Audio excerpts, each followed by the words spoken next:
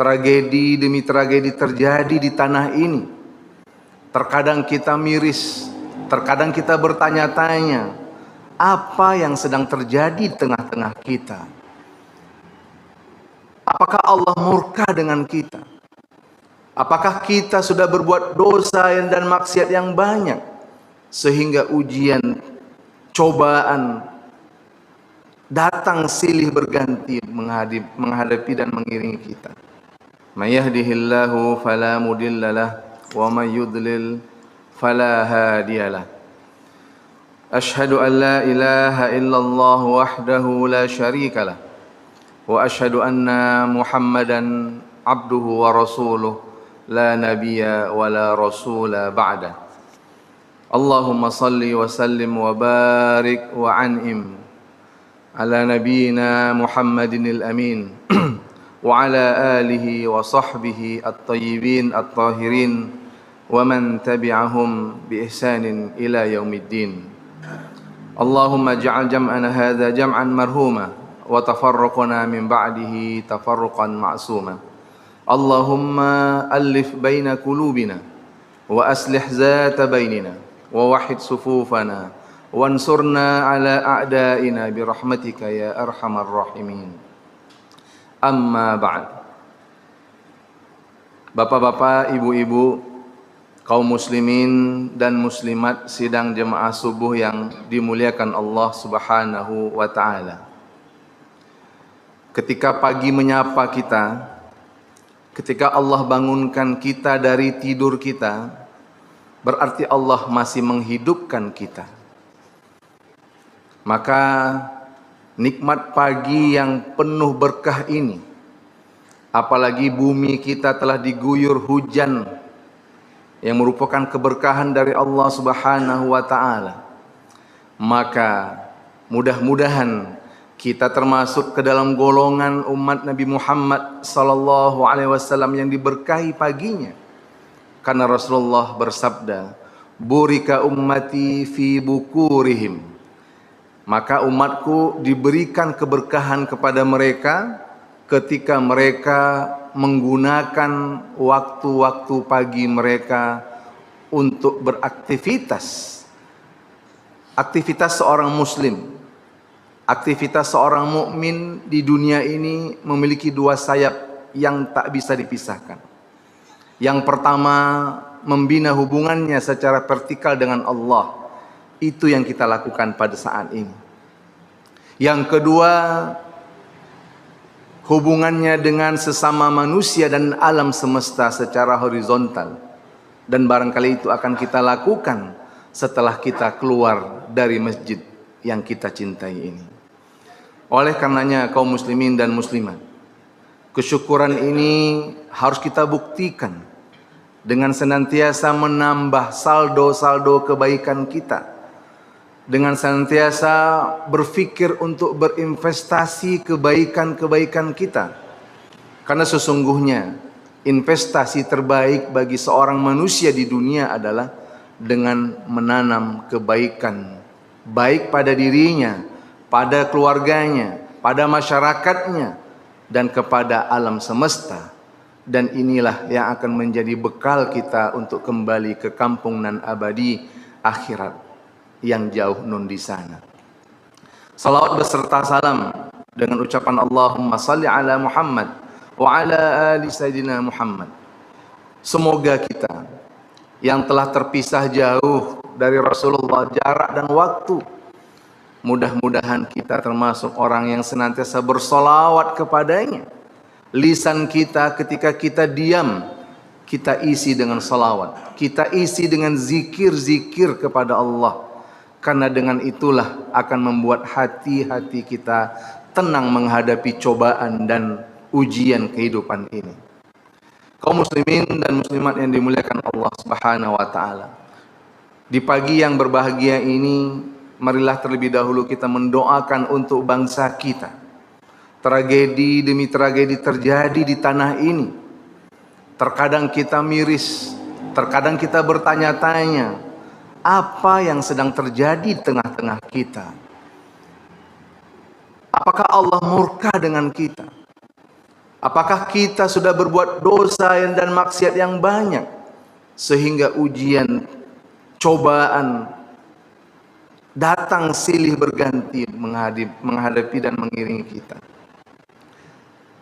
Kita doakan semoga anak bangsa ini, semoga para pemimpin bangsa ini bisa menggunakan akal sehatnya, bisa menggunakan nuraninya, bisa saling duduk bertemu muka, karena sesungguhnya bangsa kita bukanlah bangsa yang kecil. Bangsa kita adalah bangsa yang besar. Hampir 300 lebih suku dan bahasa dipersatukan dari Sabang sampai Merauke. Maka oleh karena itu kaum muslimin, mudah-mudahan dari Masjid Jamiatul Zahidin ini muncul kaum muslimin, kaum muslimat yang menjadi setawar sedingin, yang menjadi problem solver, ya, permasalahan-permasalahan yang ada di tengah kita.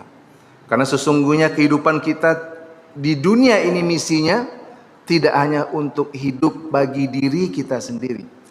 Lebih daripada itu, kita harus hidup untuk menjadi manfaat kepada orang lain. Siapapun kita, pemimpinkah kita, pejabat pemerintahankah kita, aparat keamanankah kita, rakyat biasakah kita, pedagangkah kita, maka jangan lupa letakkan iman, letakkan Islam di dalam diri kita.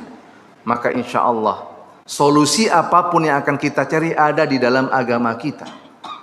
Jalan keluar apapun ada di dalam agama kita, ada di dalam iman kita, di dalam Islam kita.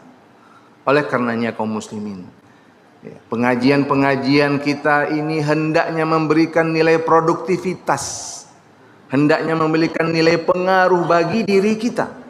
Keluar kita dari sebuah majelis ilmu bukan untuk berdebat akan sesuatu yang tidak penting, tetapi bagaimana kita keluar dari majelis ilmu mengeratkan kembali saf-saf kita yang terputus, merapatkan kembali barisan-barisan kita yang mungkin terkocar-kacir oleh segala ego-ego kita. Maka Rasulullah SAW ketika beliau hijrah ke kota Madinah, setelah beliau membangun Masjid Quba, di antara yang dilakukan Rasulullah adalah mempersaudarakan antara kaum muhajirin dan al-ansar. Karena kenapa? Rasulullah menyadari kaum muslimin bahwa cita-cita yang besar, bahwa sebuah harapan yang besar tidak akan mungkin kita wujudkan apabila kita lakukan dengan sendirian. Maka cita-cita yang besar tidak akan mungkin kita lewati kecuali ketika kita mampu untuk menyatukan hati-hati kita, hati-hati kaum muslimin, sehingga apapun yang terjadi, wahdatul islamiyah, al-ukhuwatul islamiyah adalah menjadi soko guru, menjadi bekal kita. Apapun perbedaan pendapat kita, pandangan kita dalam hidup ini, jangan sampai merusak saf-saf salat kita, jangan sampai merusak ukhuwah dan persahabatan kita. Karena sesungguhnya Islam datang di permukaan bumi ini untuk memberikan rahmatan lil alamin. Kaum muslimin dan muslimat sedang jemaah subuh yang dimuliakan Allah Subhanahu wa taala. Dalam kesempatan subuh yang berbahagia ini, kita akan mencoba sedikit mengkaji, memaknai tentang sebuah peristiwa yang dialami oleh Rasulullah sallallahu alaihi wasallam.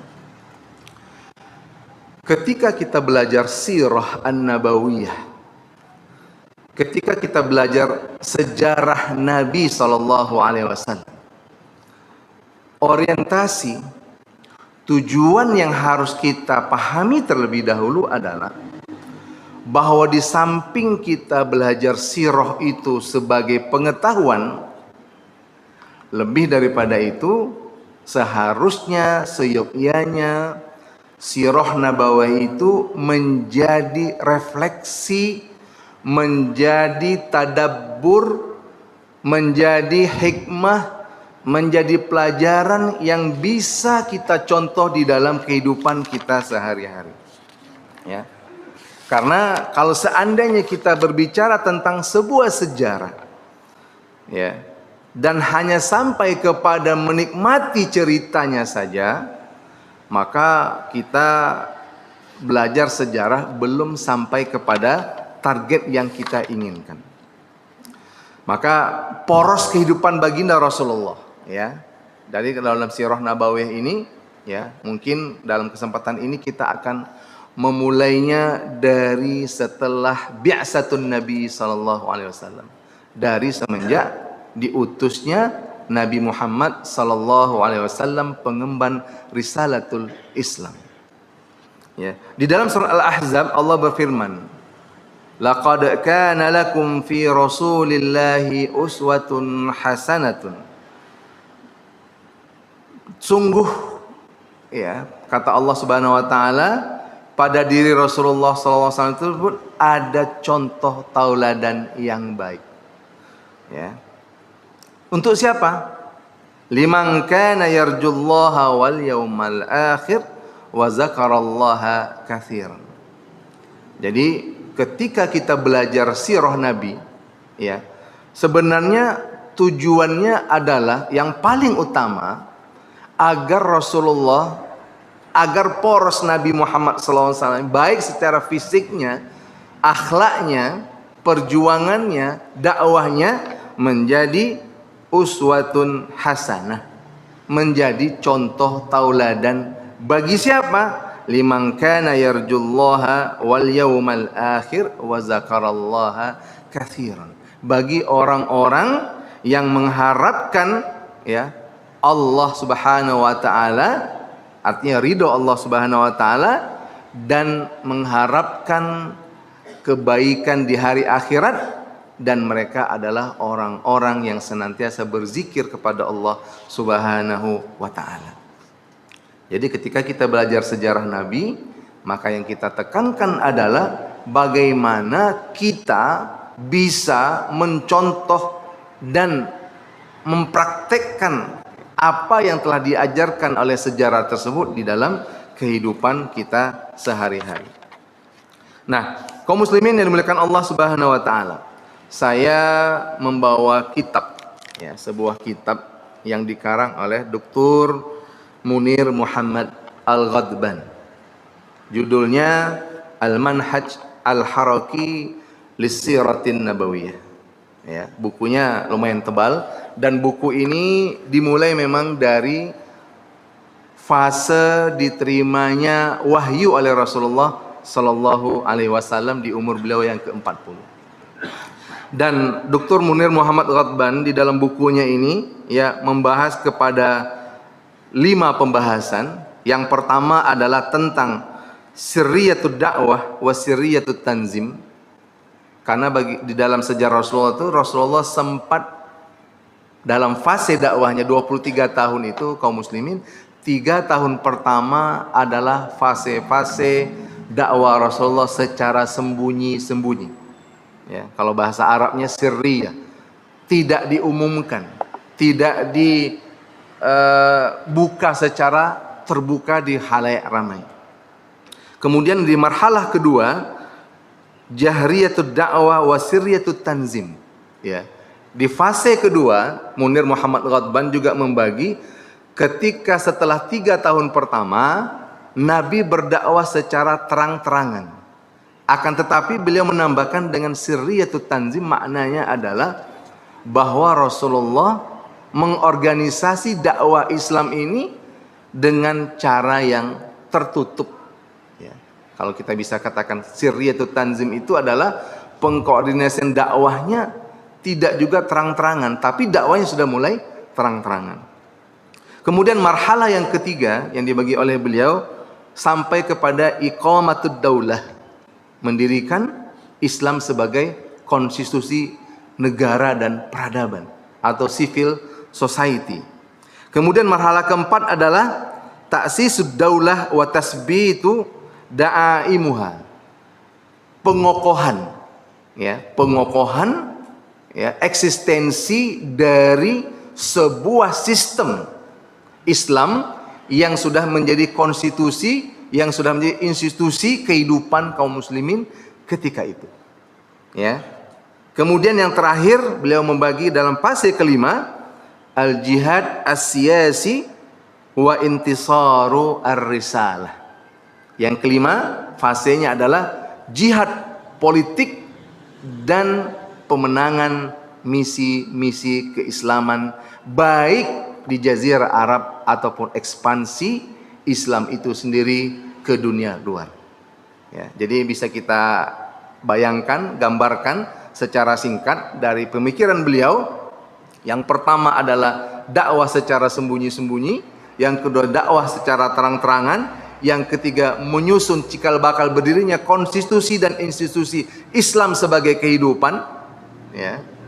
Jadi Bapak Ibu, kalau kita berbicara daulah, ya jangan langsung kita berpikir sesuatu yang kita pahami terkadang salah. Nah, ini ya perlu kita pahami. Kita melihat sejarah di masa Rasulullah Sallallahu Alaihi Wasallam, di mana pada masa itu, ya, Jaziratul Arab itu, ya, adalah sebuah lembah, sebuah tempat yang mana kekufuran, kejahiliaan itu merajalela di sana.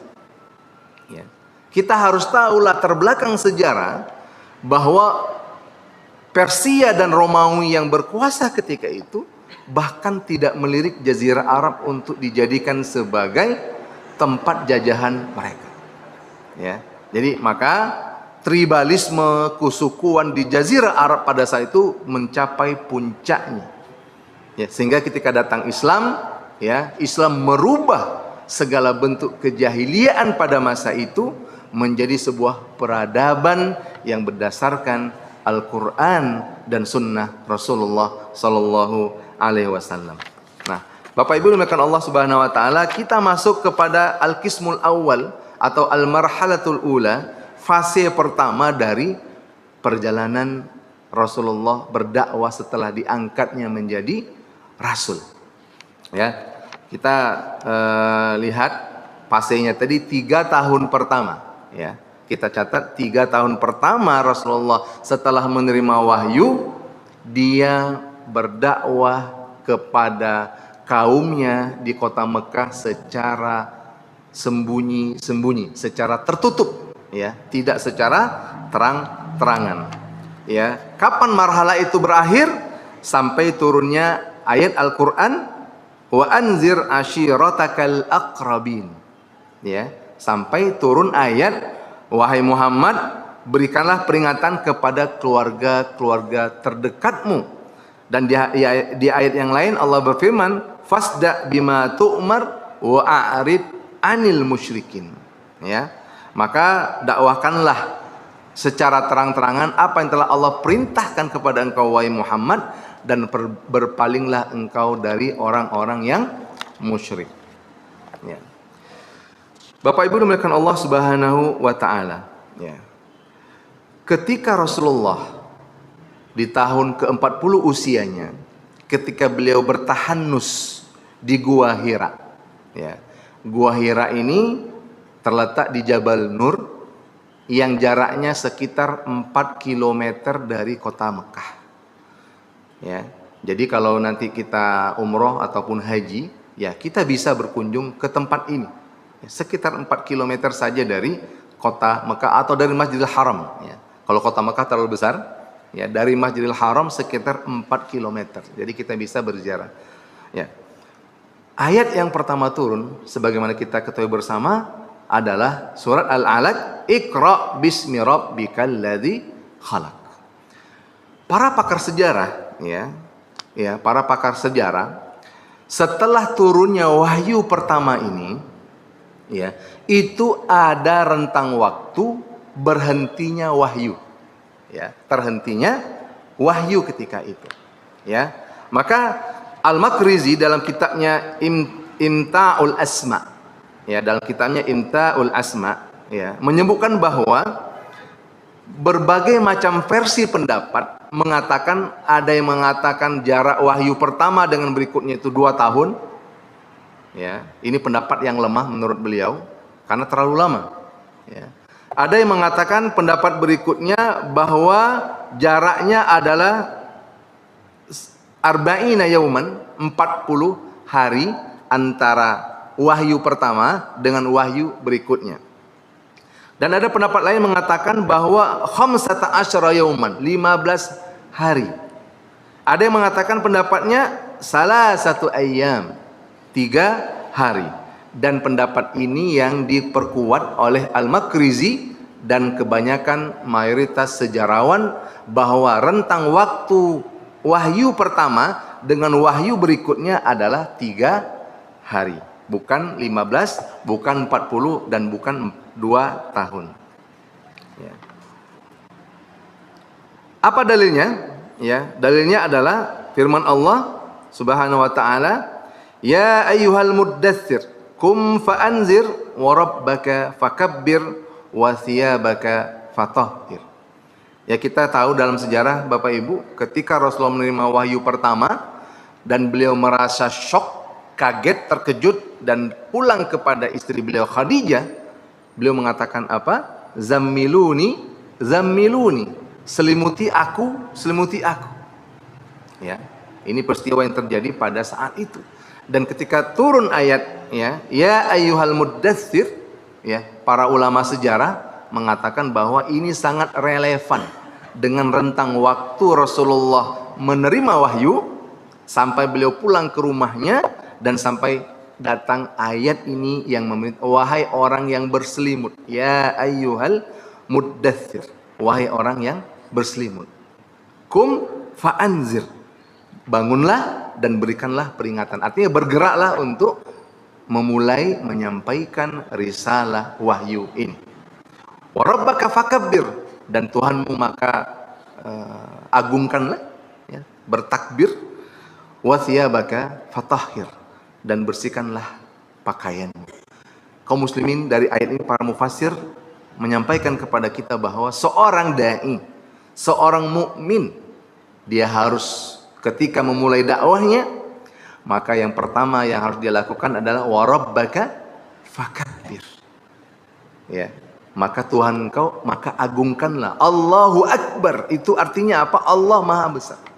Ketika kita bertakbir kepada Allah, kaum muslimin, maka selain Allah itu akan kecil di hadapan kita.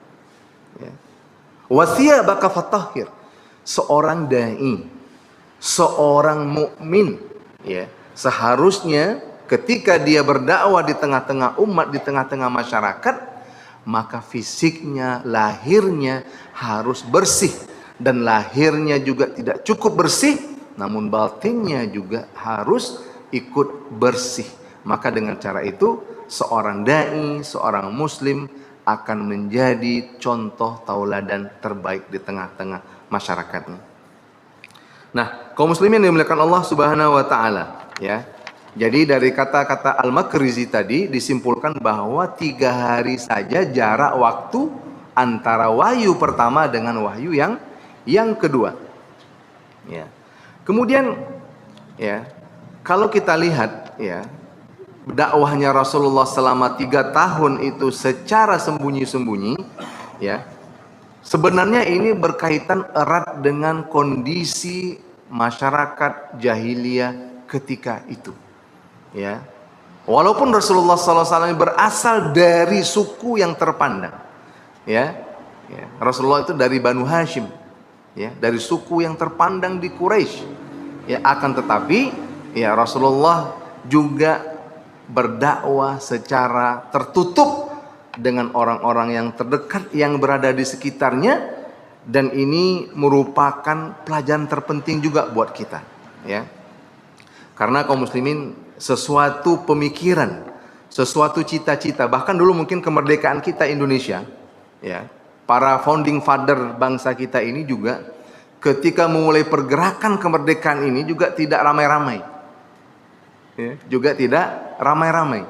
Dimanapun peradaban yang kita lihat, ya, peradaban dunia manapun, sebuah kebangkitan bangsa itu juga tidak dimulai dengan sesuatu yang ramai-ramai. Selalu dimulai dari sesuatu yang kelompok yang sangat kecil, bahkan lebih kecil dari pandangan manusia. Itu yang dijalankan oleh baginda Rasulullah Sallallahu Alaihi Wasallam ketika berada di kota Mekah. Ya, maka di dalam fase ini ya kita melihat bahwa Rasulullah yang pertama didakwakannya adalah siapa? Khadijah binti Khuwailid radhiyallahu anha, istri beliau sendiri. Ya, karena seorang nabi, seorang suami, ya, ketika menerima wahyu dalam kondisi shock dan terkejut dengan wahyu yang dia terima, dia kembali kepada istrinya. Dan Khadijah kaum muslimin adalah seorang yang sangat setia kepada baginda Rasulullah dalam sepanjang hidup mereka. Ya, bahkan selalu saya sampaikan, Khadijah itu sempat selalu berkata kepada Rasulullah, "Wahai ya Rasulullah, seandainya suatu saat nanti aku telah tiada, ya, dan engkau masih membutuhkan aku untuk melanjutkan perjuanganmu ya Rasulullah, dan engkau butuh jembatan yang bisa mengantarkanmu ke suatu tempat, maka galilah olehmu kuburanku, ambillah tulang-tulang belulangku dan sambungkanlah ia sehingga engkau bisa berjalan di atas." Jadi terkadang kita melihat membaca seperti ini seolah-olah ini sesuatu yang utopia, sesuatu yang mengada-ngada. Tidak. Begitulah kecintaan Sayyidah Khadijah radhiyallahu anha kepada baginda Rasulullah sallallahu alaihi wasallam. Maka kita lihat siapa-siapa saja yang Islam di awal-awal tersebut, ternyata kalau kita kaji sejarah itu adalah nuatud dakwah, inti-intinya dakwah. Ya, nuat itu artinya kayak dalam pohon itu kayak tampang, biji. Ya, jadi kalau tanaman itu kalau biji sawit, ya kan, biji sawit yang kuat itu, ya, bibit ya kalau bisa katakan seperti itu adalah kalau tanaman, ya, itu bibit unggulnya. Jadi orang-orang yang pertama masuk Islam ini bukan orang sembarangan. Ya, jadi maka kita lihat dalam perjalanan berikutnya, ya, Khadijah radhiyallahu anha, Abu Bakar bin Siddiq, ya, radhiyallahu anhu, Ali bin Abi Thalib radhiyallahu anhu, Zaid bin Haritsah radhiyallahu anhu, dan seterusnya. Itu adalah bibit-bibit unggul akidah dakwah Islam di awal-awal. Jadi kalau seandainya kita ingin bercocok tanam sawit dan apapun itu tanamannya, maka pilihlah bibit yang unggul. Bibit unggul ini insya Allah dia kuat. Ada hama dia masih bertahan. Ya, ada hujan lebat, ya, banjir dia masih bertahan. Nah, begitu perkiraannya, perumpamaannya dengan mereka-mereka yang Islam as-sabiquna al-awwalun, ya, pada masa itu. Nah, kita lihat kaum muslimin bahwa Rasulullah ketika, ya, mengajak orang-orang terdekatnya, Abu Bakar itu siapa? Sahabat dekat beliau. Kita kalau dalam hidup ini Bapak Ibu, pasti yang kita lakukan adalah duduk bersama orang-orang yang dekat dengan kita. Ya. Ketika kita gelisah, maka orang yang akan kita temui adalah orang-orang yang dekat dengan kita. Ya. Rasulullah ketika menerima wahyu dan risalah ini, ketika telah mendakwakan kepada istrinya Khadijah, dia tidak berhenti sampai di situ. Dia ajak Abu Bakar As-Siddiq, dia ajak Ali bin Abi Thalib, dan dia Islamkan budaknya Zaid bin Haritsah. Dan kita lihat kaum muslimin, ya, di tangan Abu Bakar As-Siddiq radhiyallahu anhu itu masuk Islam tokoh-tokoh yang luar biasa. Ya, siapa di antaranya? Utsman bin Affan. Jadi Utsman bin Affan itu masuk Islam lewat Abu Bakar As-Siddiq. Ya. Jadi kalau kita lihat ini pasukan khususnya Nabi, ya, Kopassusnya Nabi SAW. Yang kedua Az-Zubair ibnul Awwam, ini juga tokoh besar dalam sejarah Islam. Kemudian Abdurrahman bin Auf, ya, yang kisahnya sangat legendaris, ya, ketika dia dipersaudarakan dengan Sa'ad bin Rabi' ketika berada di Madinah. Saudagar kaya Mekah yang ikut hijrah ke Madinah, meninggalkan semua harta kekayaannya, tidak membawa modal apapun, dan sampai di kota Madinah dia ditawarkan oleh Sa'ad bin Rabi' hartanya, namun dia menolak dan dia minta ditunjukkan dullani ala suq. Nah, ini tokoh-tokoh penting ternyata. Sa'ad bin Abi Waqqas, ya, seorang sahabat yang kita sangat dengar kepahlawanannya. Thalhah bin Ubaidillah, ya, syahid, ya, syahidul hayy kalau dalam bahasa sejarahnya.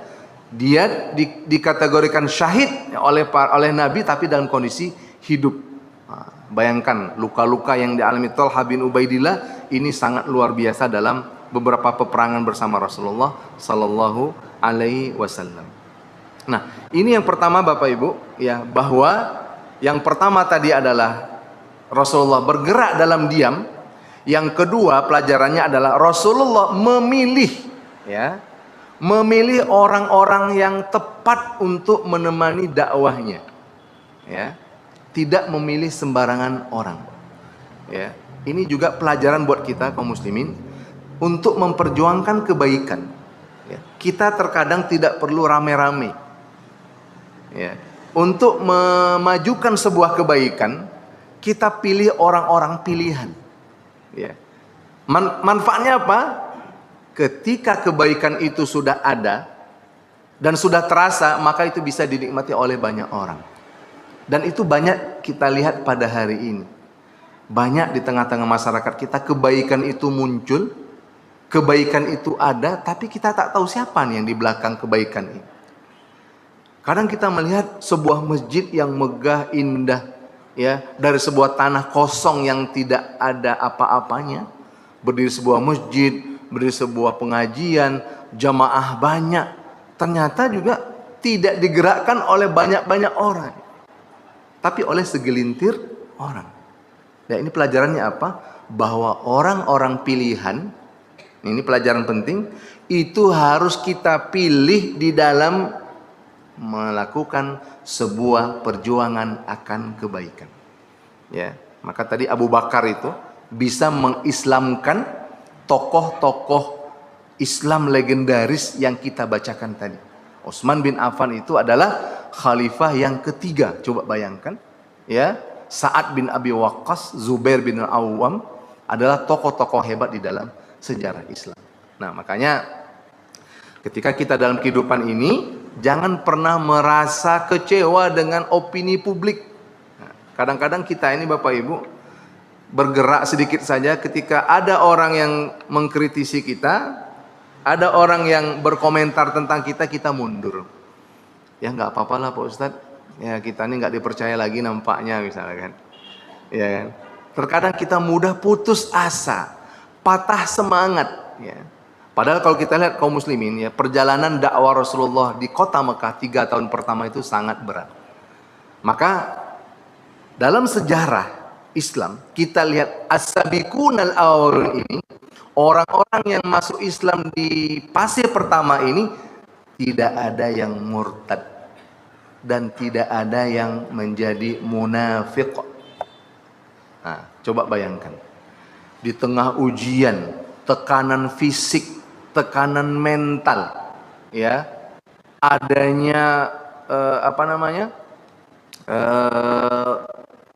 tekanan-tekanan yang dilakukan oleh kufar Quraisy, ya, contohnya kepada Bilal misalkan, kepada keluarga Yasir bin Ammar misalkan, syahidannya Sumayyah misalkan, itu mereka-mereka yang Islam di fase pertama, ya, coba kita buktikan dalam sejarah tidak ada yang murtad dan tidak ada yang nifak ataupun menjadi orang-orang yang munafik.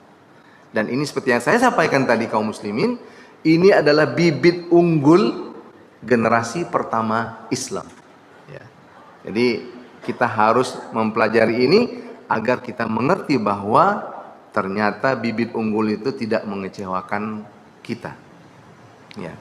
Kemudian kaum muslimin yang dimuliakan Allah Subhanahu wa taala, itu hikmah kedua yang kita ambil tentang pemilihan orang-orang yang menjadi penggerak dakwah Rasulullah sallallahu alaihi wasallam. Yang ketiga, ya, Dr. Munir Muhammad Al-Qadban mengatakan al-amalu min khilali saqafatid da'iyah wa markazuhul ijtimaiyah.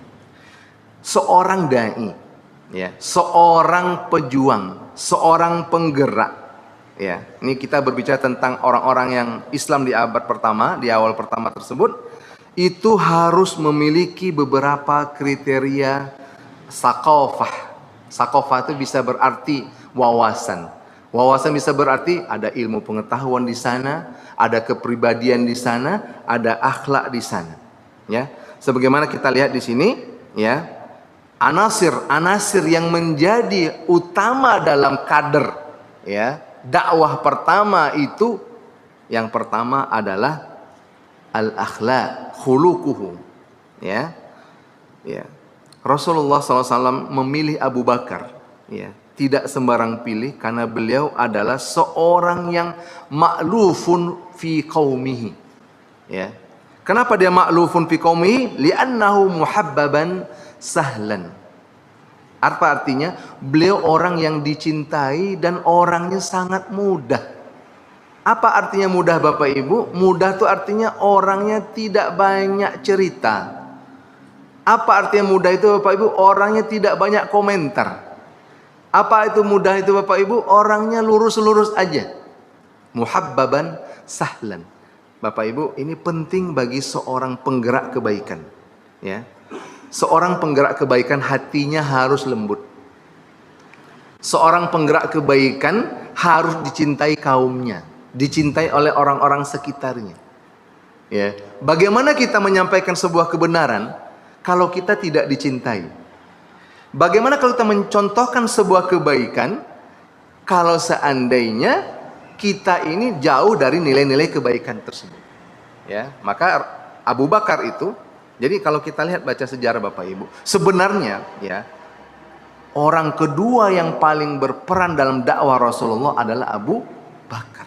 Karena Ali bin Abi Thalib ketika itu masih berusia 10 tahun ketika masuk Islam, ya, masih sobiyun, masih anak-anak. Jadi Abu Bakar inilah yang menjadi prototipe, menjadi contoh, ya, sampel teman dakwahnya Rasulullah. Jadi beliau apa? Wa kana rajulan ma'lufan liqaumihi. Jadi dia orang yang di tengah-tengah kaumnya itu adalah pribadi yang diterima. Ma'luf itu artinya apa? Diterima. Ya. Jadi dimanapun kita berada Bapak Ibu, jadilah kita orang yang diterima bukan karena harta kita, bukan karena jabatan kita, bukan karena posisi kita, ya, tetapi karena kepribadian kita. Jadi Abu Bakar ini ma'lufun fi qaumi. Ya. Kira-kira di zaman kita sekarang siapa yang seperti ini? Ya. Di masjid dia aktif, di tengah-tengah RW RT-nya dia aktif, disegani, menjadi referensi di mana masyarakat mengadu sesuatu kepada beliau. Nah, ini ma'lufun, muhabbaban, dicintai, ya, sahlan. Sahlan tuh orangnya enak, ya, enak lah. Kalau bahasa anak zaman sekarang, orangnya enakan, ya. Jadi kalau kita Bapak Ibu dalam bergaul, ketika kita bertemu seseorang, ya, kalau orang itu enakan dia, itu kita akan mudah dekat dengan dia. Tapi kalau orangnya mudah pemarah, ya, mudah tersinggung, ya, sedikit-sedikit tersinggung, nah ini bukan sahlan, so'ban. Lawan dari sahlan apa? So'ban. Ya, belum apa-apa udah tersinggung, belum apa-apa sudah marah. Nah, ini nggak bisa termasuk ke dalam kategori sakofah ad-da'iyah. Ya, tidak bisa termasuk ke dalam prasyarat seorang dai yang mengajak kepada kebaikan. Kemudian yang kedua, ya, sakofatuhu au ilmuhu. Ya, jadi Bapak Ibu, di samping seseorang itu memiliki kepribadian yang menarik dan dicintai, dia juga harus punya ilmu dan wawasan. Ya, kenapa? Karena ilmu dan wawasan adalah jawaban atas setiap problematika, persoalan yang ada di tengah-tengah kehidupan. Ya. Jadi akhlak saja tidak cukup. Nah, ini atau ilmu saja tidak cukup. Ya. Banyak orang berilmu terkadang tidak berakhlak. Banyak orang yang berwawasan luas tapi hatinya sangat sempit. Ya. Jadi harus digabungkan antara ilmu dan wawasan yang luas dengan hati yang lapang. Ya. Antara ilmu yang luas dan hati yang lapang dengan keberterimaan kita di tengah-tengah kaum kita sendiri, di tengah masyarakat kita sendiri. Jangan sampai kita menjadi tokoh-tokoh yang antagonis di tengah-tengah kehidupan kita. Itu maksudnya ma'lufun fi qaumihi. Ya. Jadi kalau kita ingin dakwah kita, kebaikan kita, bangsa ini maju, maka coba kita perbaiki dengan bekal yang diajarkan oleh Abu Bakar tadi. Ya. Kalau seandainya di antara kita nih hari ini Bapak Ibu, ya, persoalan apapun yang terjadi, kita duduk bersama, bicarakan bersama dengan ilmu pengetahuan, dengan semua elemen-elemen yang bisa menyelesaikan, dengan hati yang lapang, pikiran yang jernih, rasa-rasanya bangsa kita ini tidak akan sulit untuk menyelesaikan persoalan-persoalan. Yang terjadi adalah kaum muslimin pada hari ini bahwa persoalan yang terjadi kadang-kadang tidak diselesaikan, dan hanya diselesaikan ketika sudah terjadi kekacauan. Dan ini yang kita ingatkan kepada mereka, para pemimpin kita, kepada stakeholder kita, jadilah pelayan masyarakat yang terbaik. Sayyidul qaumi khadimuhum. Ya, sesungguhnya sebenarnya seorang pemimpin suatu kaum itu adalah pembantu bagi kaumnya, pelayan bagi kaumnya. Jangan sebaliknya. Jangan sampai sayyidul qaumi itu yang melayani dia siapa? Kaumnya. Dia yang dilayani, bukan dia yang melayani kaumnya. Nah, Abu Bakar ini mewakili itu. Ya, jadi dia orang yang terpandang, ya, orang yang memiliki nasab yang bagus, ya, kemudian berilmu. Di samping itu Bapak Ibu, markazuhu al-ijtimai, ya, posisi sosialnya seperti apa Abu Bakar? Ini kita lihat, apa posisi sosial Abu Bakar? Ya, dia adalah wakana rajulan tajiran. Nah, ini penting nih. Dia adalah seorang pengusaha dan bisnismen yang sangat hebat ketika itu, dan termasuk salah seorang sahabat yang memiliki kekayaan yang banyak. Ya. Jadi Abu Bakar ini rajulan tajiran, seorang pedagang, pengusaha sukses ketika itu. Ya. Jadi lengkap nampaknya dalam diri Abu Bakar ini hal-hal yang mendukung sebagai teman Nabi berjuang ketika masa-masa sulit. Ya. Jadi perjuangan di masa sulit butuh orang-orang yang kuat, butuh orang-orang yang loyal, butuh orang yang memiliki talenta, yang multi talenta. Ya. Akhlaknya oke, ya, ilmunya oke, dan ternyata dia juga seorang yang di strata sosialnya memiliki strata yang tinggi secara ekonomi. Ya, ini teman Rasulullah dalam berdakwah di masa-masa awal Rasulullah berdakwah di kota Mekah. Ya. Nah, Bapak Ibu dimuliakan Allah Subhanahu wa taala, ya. Kenapa akhlak ini menjadi soko guru utama dalam menyebarkan kebaikan? Karena sesungguhnya hati-hati yang tertutup. Ya. Ketika kita berdakwah kaum muslimin, yang kita lakukan sebenarnya adalah membuka hati manusia. Ya. Yang ketika kita kajian dan keilmuan yang kita buat sebenarnya untuk apa? Untuk membuka hati-hati manusia kaum muslimin. Ya, maka dalam surat Muhammad Allah berfirman, "Afala yatadabbarunal Qur'an am ala qulubin akfaluha?"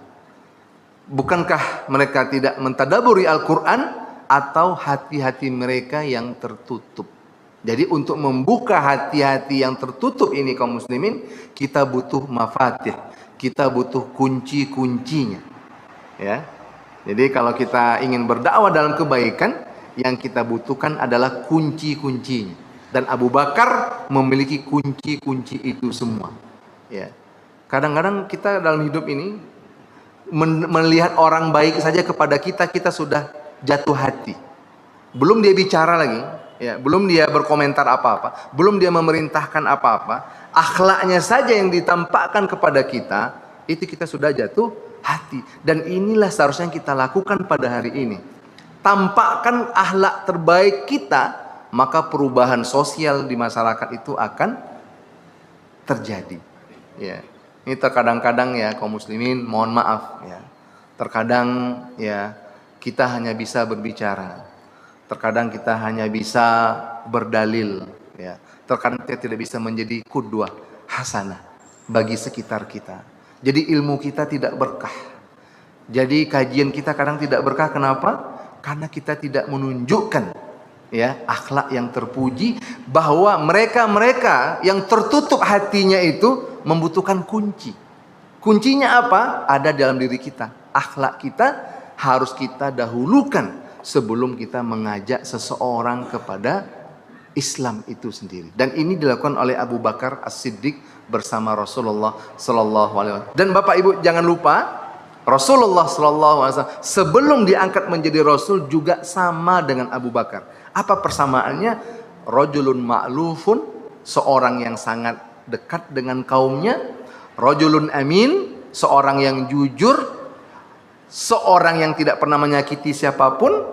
Itulah Rasulullah. Maka ketika diangkat menjadi Rasul, maka semuanya itu diterima, kepribadiannya diterima oleh semua lapisan masyarakat yang ada ketika itu.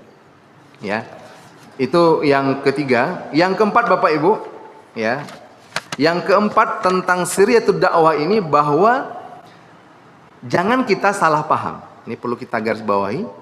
Ketika diistilahkan dengan siriyatud dakwah, bahwa dakwah itu hanya untuk kelompok-kelompok, entitas-entitas tertentu, ya, tidak. Siriyatud dakwah lebih kepada maknanya adalah metodologi dakwahnya harus menyesuaikan situasi dan kondisi ketika itu. Namun dakwahnya tetap umum, ya. Namun dakwahnya tetap untuk umum. Jadi jangan dipahami, oh berarti Rasulullah nepotisme ya Ustaz. Bukan. Ketika Rasulullah mendakwakan kepada orang terdekatnya, ya, itu bukan berarti nepotisme, tidak. Tapi itu yang paling mungkin dilakukan Rasulullah. Itu yang paling prioritas yang dilakukan oleh Rasulullah, ya. Tidak mungkin Rasulullah berdakwah ketika terima wahyu langsung dia berdakwah ke suku-suku yang lain, nggak mungkin, ya. Tapi dia melakukan pendekatan, approach kepada orang-orang yang terdekat dengan lingkaran beliau sendiri.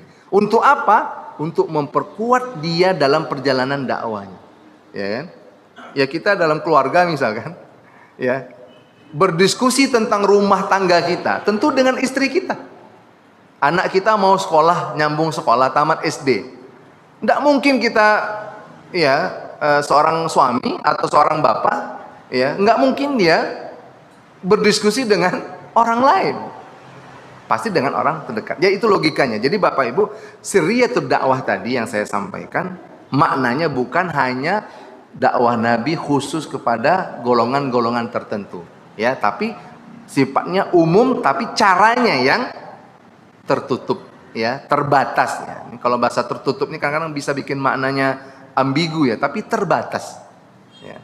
Jadi tidak terang-terangan, ya. Ini kalau kita sekarang ini kan dakwah terang-terangan nih, ya. Kita di masjid ada ustadz, ada mubalik, ada guru di sini berbicara, dia ini namanya jahriyatud dakwah, ya. Bahkan di live streaming kan, ya, itu namanya jahriyatud. Semua orang bisa melihat. Nah, sirriyah itu maksudnya tidak tampak dakwahnya tapi berjalan dakwahnya, ya, dari mulut ke mulut, dari pintu ke pintu, ya. Maka buktinya apa? Ya, kita lihat nih, kita lihat ada beberapa kaum, ya, ada Banu Hashim, ada Banu Umayyah, ada Bani Makhzum, ada Bani Tamim, ya, ada Bani Uday, ada Bani Zuhra, ya, ada di sini Banu Saham, nah, banyak sekali, Banu Asad, ya, sampai 12 kabilah, ya, mutafarriqah. Di sini coba saya sebutkan, ya, itu dari 12 kabilah itu di fase-fase pertama tadi yang saya sampaikan itu banyak yang sudah masuk Islam. Jadi jangan salah dipahami bahwa dakwah terbatas tadi hanya golongan tertentu, tapi ternyata dia sudah menyebar ke suku-suku, paling tidak 12 suku ketika itu sudah ada perwakilan di dalam saf agama Islam, ya. Contoh dari Banu Hashim, ya, Ali bin Abi Thalib, Ja'far bin Abi Thalib, ya, Ubaidah bin Al-Haris. Dari Banu Umayyah siapa? Utsman bin Affan. Nah, jadi kita lihat dari suku yang berbeda, dari kabilah yang berbeda. Kenapa suku ketika itu sangat menonjol kaum muslimin? Karena begitulah budaya Arab saat itu, budaya jahiliyah ketika itu. Jadi kalau di kita mungkin suku-suku itu masih ada, ya Pak, ya, di kampung-kampung kita. tapi sudah lebih kepada sifatnya adalah suku-suku yang menjadi induk lahirnya kita. Ya, kalau dilipat kain di kampung saya itu misalkan ya ada suku Peliang, ada suku Meliliang, ada suku Domo dan sebagainya. Ada 9 suku kalau tidak salah. Itu lebih kepada butun, ya, tempat lahirnya, keturunannya yang berdasarkan suku-suku. Dan di Arab ketika itu kaum muslimin, suku itu menempati posisi pertama. Jadi kalau seandainya kita lihat di sini ya, perwakilan Bani Uday siapa? Sa'id bin Zaid, Fatimah binti Khattab, ya, Amir bin Abi Rabi'ah, ya. Dari suku Makhzum siapa? Abu Salamah bin Abdul Asad, ya. Kemudian Ammar bin Yasir. Nah, ini dari Bani Makhzum, ya. Kita lihat lagi dari siapa? Dari Banu Asad. Siapa? Az-Zubair bin Awam, ya. Jadi ketika orang mengatakan, misalkan bertanya, kenapa harus diam-diam dakwah Rasulullah? Berarti dakwahnya eksklusif? Tidak. Bukan dakwahnya eksklusif Bapak Ibu, tapi caranya menyesuaikan kondisi ketika itu sehingga tidak terjadi kekacauan serta intimidasi sampai saf Islam ketika itu semakin banyak dan semakin kokoh, ya. Jadi ketika kita kiaskan dengan kemerdekaan Indonesia Bapak Ibu, ya dulu mungkin para pendiri negara kita ketika berjuang juga tidak berpikir bahwa bangsa ini akan sebesar ini, ya. Bahwa kita lihat dalam daftar pahlawan nasional kita itu dari Aceh, Sumatera Barat, Sumatera Utara, Riau, Palembang, Jawa Tengah, seterusnya sampai ke timur itu muncul tokoh-tokoh pahlawan nasional. Nah, ini menggambarkan bahwa ternyata untuk mewujudkan sebuah kemenangan, mewujudkan kebaikan itu bermula dari yang kecil-kecil dan yang terbatas. Circle-nya kecil dan terbatas. Mungkin dulu founding father kita Cut Nyak Din misalkan nggak membayangkan Indonesia itu sebesar ini, ya. Sultan Syarif Qasim, ya, pahlawan dari Riau, mungkin nggak membayangkan kalau Riau dan Indonesia itu seperti sekarang ini. Ya, Pangeran Diponegoro juga seperti itu, ya. Para pejuang-pejuang, ya, Sisingamangaraja juga seperti itu, dan semua pendiri-pendiri perjuangan Indonesia tidak pernah berpikir bahwa Indonesia ini akan seperti sekarang ini. Nah, maka tadi kita lihat para sahabat tadi yang dikumpulkan oleh Rasulullah, ya, nuwatud dakwah, inti-inti dakwah itu bahwa mereka berkumpul dari orang-orang pilihan, orang-orang yang sabat dan istiqomah, karena sabat dan istiqomah ini adalah bekal utama dalam perjuangan, ya. Maka saya sampaikan tadi, tidak ada dari as-sabiqunal awwalun yang Islam di kota Mekah yang mereka itu murtad ataupun menjadi golongan munafik seberat apapun ujian yang mereka dapatkan, ya. Jadi dalam perjuangan kita sehari-hari, ya, kita kalau yakin yang kita lakukan adalah sebuah kebenaran, sebuah kemaslahatan, jangan pernah kita ragu, jangan pernah kita merasa minder, jangan pernah kita merasa tidak didukung oleh siapapun. Maka warabbaka fakabbir, itu modal utama kebaikan kita. Setiap kita menemui masalah, bertakbirlah, Allahu Akbar. Ketika kita susah, ucapkan Allahu Akbar. Ketika kita sedih, ya, dikucilkan orang misalnya karena usulan-usulan kita, ya Bapak Ibu, mohon maaf kadang-kadang di tengah masyarakat kita ini selalu terjadi, ya. Kita mengusulkan yang ini Ustaz, tapi masyarakat tidak terima. Udah Pak, sabar, ya. Jangan Bapak mundur. Jika usulan itu kebaikan, mulai dari diri Bapak, mulai dari diri Ibu, ajak yang bisa. Ketika dia sudah jadi, nanti insya Allah akan mereka terima, ya. Pernah di suatu masjid saya ditanya, Ustaz, kami mau mendirikan TPA di sini, tapi banyak yang tidak setuju Pak Ustadz. Kenapa? Kita tidak punya operasional, siapa yang jadi guru ngajinya, siapa. Jadi yang dibicarakan adalah kesulitan-kesulitan terlebih dahulu. Padahal dalam memperjuangkan kebaikan itu, ya, Nabi SAW di sini Bapak Ibu tidak pernah membayangkan, ya, bahwa 13 tahun di kota Mekah beliau akan menghadapi cobaan-cobaan yang luar biasa. Intimidasi, penyiksaan, fisik, mental, ya, itu tidak terbayangkan oleh kita. Sumayyah, asy-syahidatul al-ula fil Islam. Sumayyah adalah saksi sejarah, ya, itu syahidah pertama itu adalah dari kaum perempuan. Ini perjuangan, pengorbanan generasi awal ini itu patut kita camkan dalam diri kita. Kenapa tema ini saya ambil? Ya? Karena saya mengira kalau perjalanan sejarah itu hanya sekedar kita tahu, ya perjalanan urutannya itu insya Allah sudah banyak bukunya, sudah banyak videonya, ya.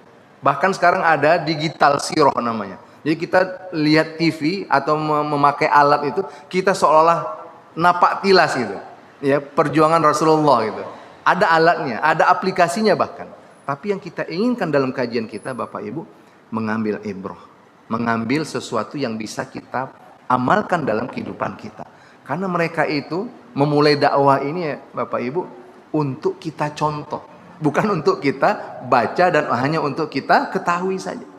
Ya tadi seperti yang saya sampaikan tadi, di antara metode dakwah Rasulullah adalah memilih orang-orang pilihan. Karena itu prioritas Bapak Ibu. Makanya dalam memperjuangkan kebaikan, jangan paksa orang tidak mau. Jangan paksa orang yang tidak punya minat. Tapi ajaklah orang yang punya kemauan dan punya keinginan. Insya Allah jadi. Ya, nah, itu yang kita ambil dari pelajaran Abu Bakar dan orang-orang pertama yang masuk ke dalam Islam.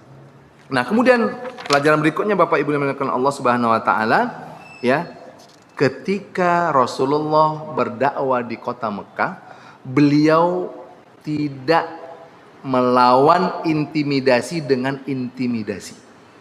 Ya. Al-mu'ayyashatu bainal muslimina wa ghairuhum. Jadi Rasulullah dalam manhaj dakwahnya di awal-awal itu tidak berbenturan. Nah, ini kita pelajarannya apa buat kita? Kalau kita punya proyek kebaikan, kalau kita punya misi kebaikan, lakukan tanpa berbenturan. Ibarat air itu dia mengalir mencari ruang yang kosong. Ya, ini pelajaran Pak. Ya, ini dilakukan oleh Rasulullah.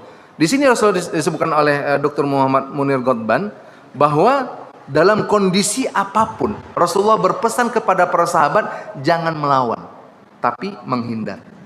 Ya, bukan berarti lemah. Ya, karena kondisi dan situasinya tidak memungkinkan, belum memungkinkan ketika itu untuk melakukan benturan.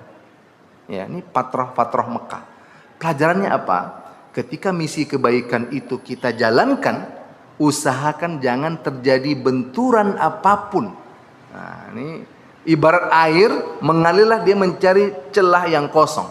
Ya, kan air itu kalau dia mengalir, ya berbenturan dia langsung belok kanan mengambil, tapi akhirnya sampai juga kepada tujuannya. Ya, maka Rasulullah ketika dakwah di kota Mekah, al-mu'ayyashatu bainal muslimina wa ghairihim. Rasulullah mengajarkan kepada sahabat bersabar. Nah, ini bersabar ini penting Bapak Ibu. Modal utama kita adalah sabar dalam perjuangan.